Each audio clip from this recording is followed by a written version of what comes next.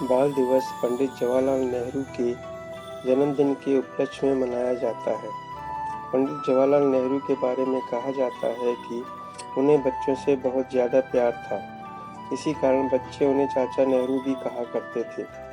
पंडित जवाहरलाल नेहरू का मानना था कि बच्चे देश का भविष्य होते हैं, इसलिए उनके समुचित विकास की जिम्मेदारी हम सबकी है।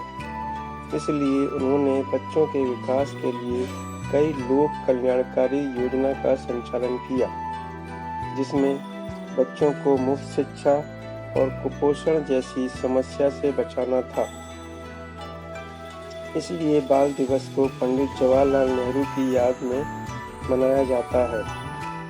1964 के पहले बाल दिवस 20 नवंबर को मनाया जाता था, लेकिन जब पंडित जवाहरलाल नेहरू की मृत्यु हो गई तो उनके जन्मदिन को बाल दिवस के रूप में मनाने की घोषणा उस समय के तत्कालीन सरकार ने की।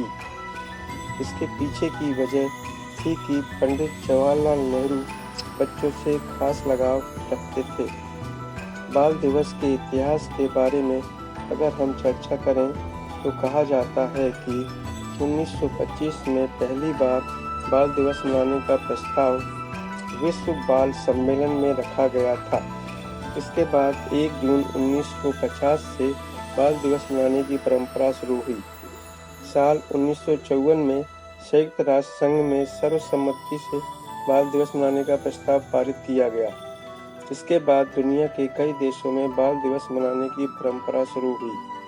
दुनिया में सभी देशों में बाल दिवस 20 नवंबर को मनाया जाता है, जबकि भारत में 14 नवंबर को 1964 के पहले भारत में भी 20 नवंबर को बाल दिवस मनाया था।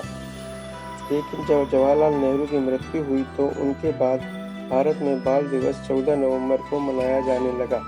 इसकी प्रमुख वजह यह थी कि जवाहरलाल नेहरू को बच्चों से खास लगाव था और बच्चे उन्हें चाचा नेहरू कहते थे।